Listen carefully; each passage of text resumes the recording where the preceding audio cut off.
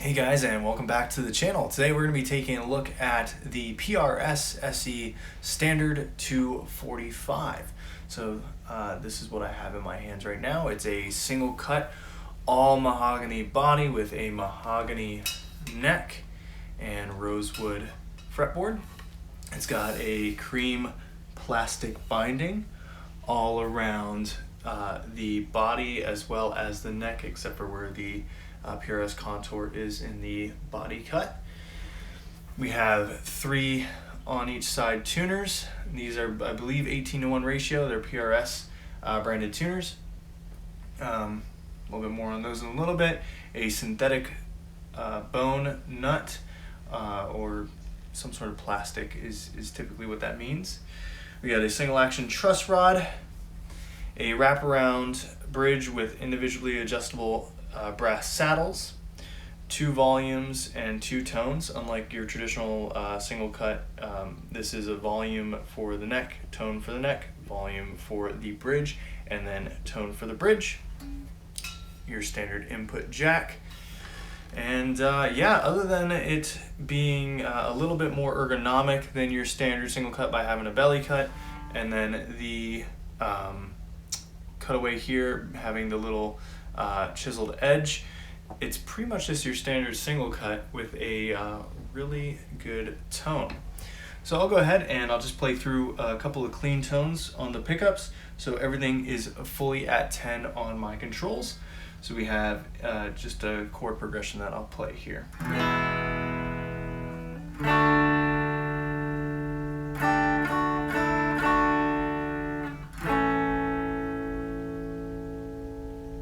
Okay, so that was the neck pickup. Here is the bridge.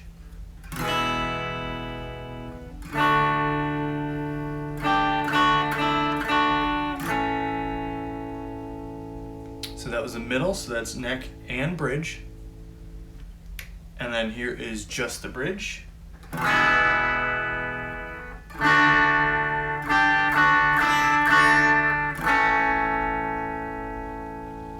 So immediately you notice that we have a lot of warmth in the neck. And when you get to the bridge, it gets really brittle. It actually starts to sound a little driven, even though I'm going directly into the amp. Actually, I'm going through a pedal bypass into my amp with absolutely no gain on the amp right now. So it's still getting a little driven. So that's a pretty heavy or hot pickup. So pretty cool. Let's go back up to the neck, and here is a crunch tone. This is going through a Tone City Model M directly into my Veiltone TAR 20G amp. So here is the driven, a little bit of crunch.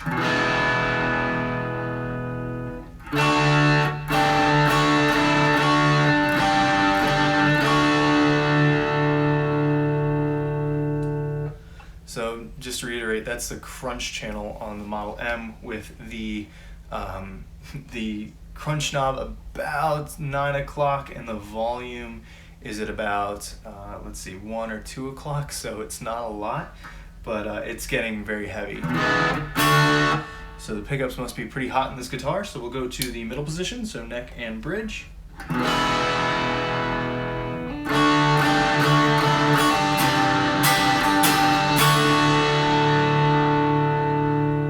Again, still pretty hot.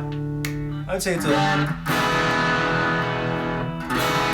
little more brittle than just the neck pickup, and that's probably because we're incorporating the much more brittle bridge pickup, which we could tell was brittle from the clean tone.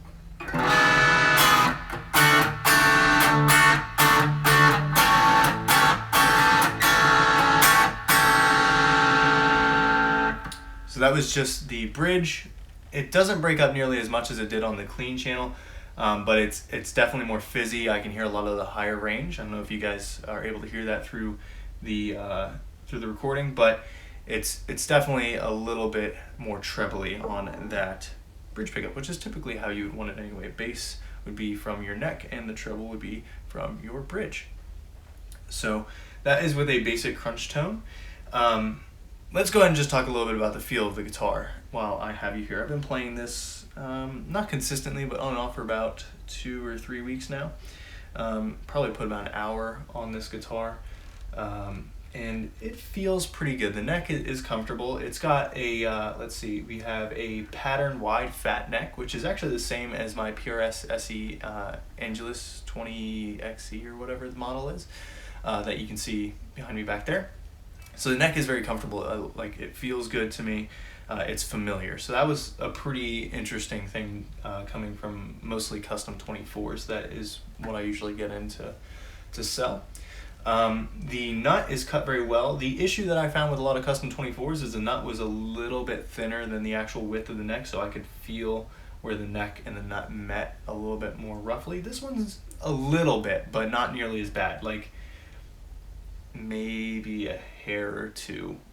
You can feel it. The fret ends are rounded very well.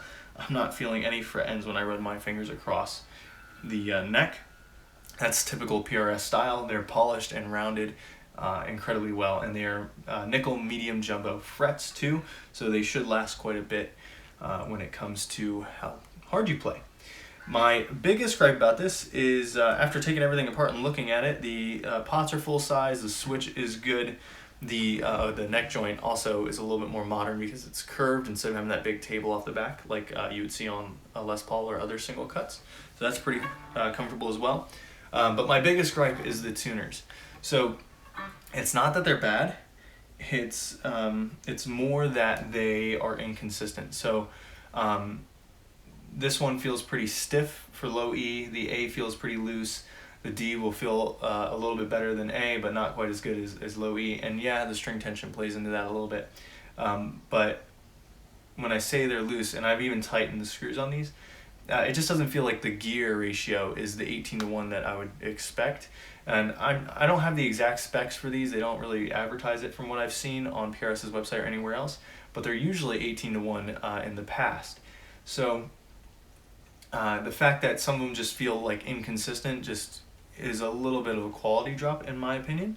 But other than that, and like I said, they're not awful, it just feels weird.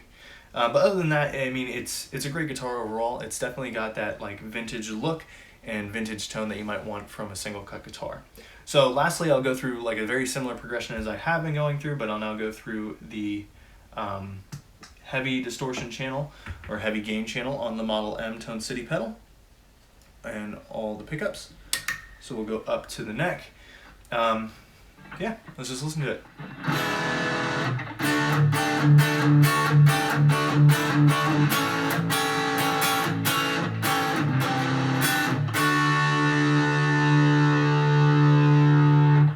So that was the neck pickup. Now we'll go to the middle, so neck and bridge.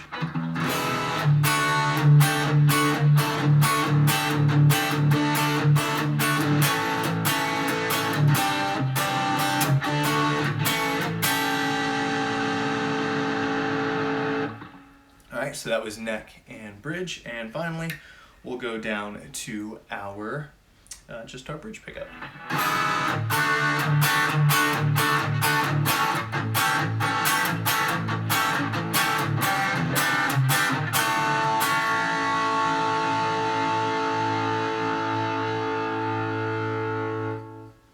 Okay, so overall, a great feeling guitar and a pretty good sounding guitar.